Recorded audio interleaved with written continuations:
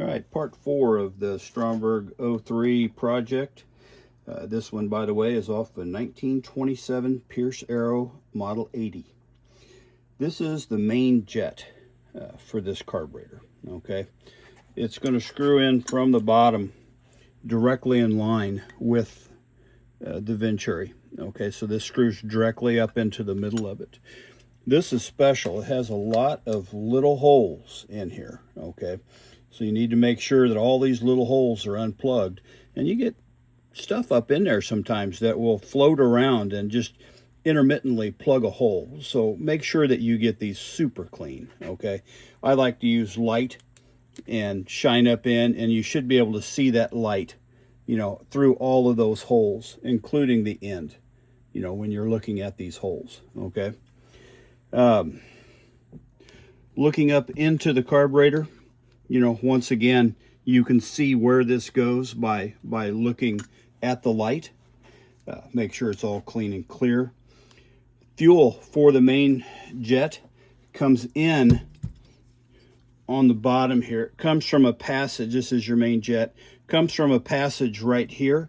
This passage actually goes up to the idle mixture screw, but it goes on into the carburetor here, and it actually is fed out of this point right here. This is where the high-speed idle mixture needle screws in. So if that idle mixture screw is screwed in too far, it's going to actually cut your fuel supply to the main jet. Okay, so this is going to actually go up here and in, and we're going to screw it down tight. Screws in a long way.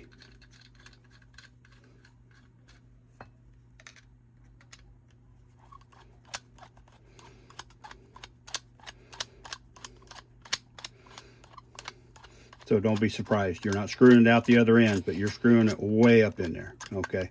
So right there, it's in and tight, and that is the idle mixture jet. We'll actually put our plug in here now, and on part 5, we're gonna go ahead and reassemble the rest of the carburetor. Yes.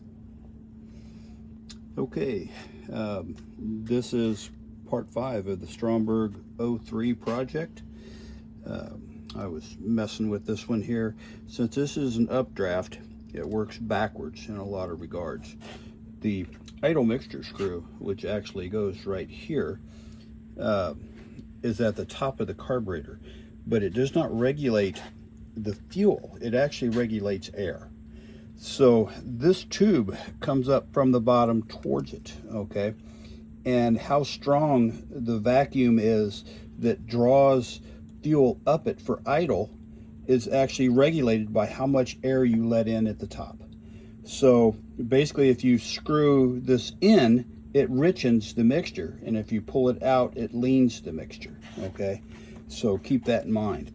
This piece here has some very small holes in it, not just in the end, but on its body as well, and it's down here also. So make sure that this is absolutely clean. This is another piece that's, you know, as long as you keep your fuel clean, you won't ever have a problem. But if you ever end up with fuel like we had, which was just brown, you know, you're going to pull dirt in here, okay? To get this out, you know, it unscrews from here, but it doesn't come all the way out. It comes out to about 1/8 of an inch from the bottom. But you'll find if you pull this plug and pull this orifice out of here, this is another jet, you can use a awl, reach in here and gently move this forward until this gets out to a point where you can remove it. To reinstall, it's basically just the opposite of taking it out. Just gently put it up in here. When you push it down into there, it actually is going to push down firm. I mean, it fits in there snug, but it sits in here this deep, and you cannot pound it out. Don't pound on this trying to get it out. You'll have to finesse it out from the side. But you'll screw this in. This is your idle fuel, so keep that in mind. But also along the bottom of it is the main feed. The main feed feeds into here and goes here for the main fuel for the venturi here that we talked about earlier, the main jet. This will actually just sit in here in the bottom of this. This is just a restriction in that line so that you don't have unrestricted fuel flow. And this is a number 16 jet, by the way. And that's it for this portion. If you like our videos, please like and subscribe.